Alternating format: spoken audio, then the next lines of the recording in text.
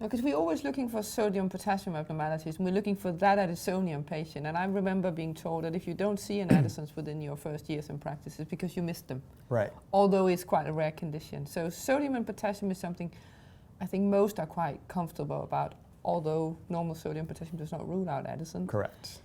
But there are other abnormalities, and why is it so clinically important to know if you have a potassium abnormality? Why does it affect the animals so well, much? let's look at it this way.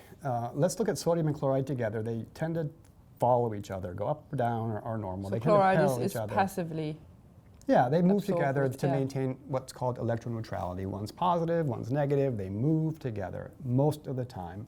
And in practice, we look at those values mostly to assess hydration status in our patient, thinking that, and this is not always true, but when we have a dehydrated patient, they're going to have elevated sodium and chloride. When we have an overhydrated patient, which is not that common, they'll be decreased, all right? What do? We fix the hydration status, right? That's mainly, it's at times necessary when we have extremely high or extremely low sodium values that don't correct with correcting hydration and volume. Sometimes it's necessary to use specific types of fluids to either lower or raise the sodium. That's not common. We tend to look at those two parameters as is my patient hydrated or dehydrated, all right? So a cat, heart disease on Lasix. Classic scenario.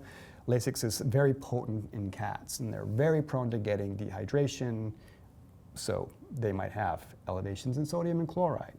They might also have elevations in SDMA or creatinine, but this is something that the electrolytes in that setting give us an indication of hydration status.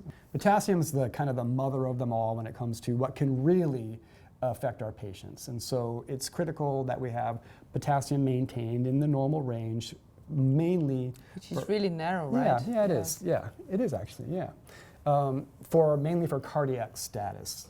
So significant changes, either up or down, can affect cardiac rhythm, and high potassium, significantly elevated potassiums, can actually cause a cardiac arrest. So we're looking at potassium both to find evidence of increases and when does this happen. So the common causes of high potassium are two, basically, kidney disease and Addison's disease. So that's what we're looking at with high potassium values. You see that?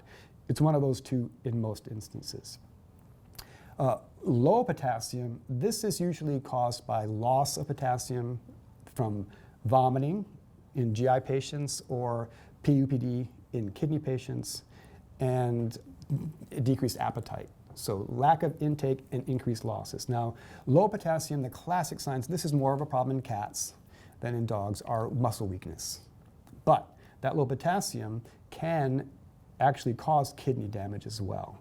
So important to assess potassium and fix it. So with high potassiums, usually, unless we're talking about extremely high values, just giving intravenous fluids and causing that potassium to be eliminated by the kidneys, diuresing that potassium out, if you will, is sufficient. Sometimes it isn't. Sometimes you need to take measures, specific measures, to lower it quickly using insulin and dextrose, or at least protect the heart from the adverse effects of the potassium with calcium gluconate while you're fixing the problem. Okay. Classically, that would be your blocked cat, for example. Urethral obstruction cat would be one that you might have to do those sort of use those dramatic treatments to lower the potassium.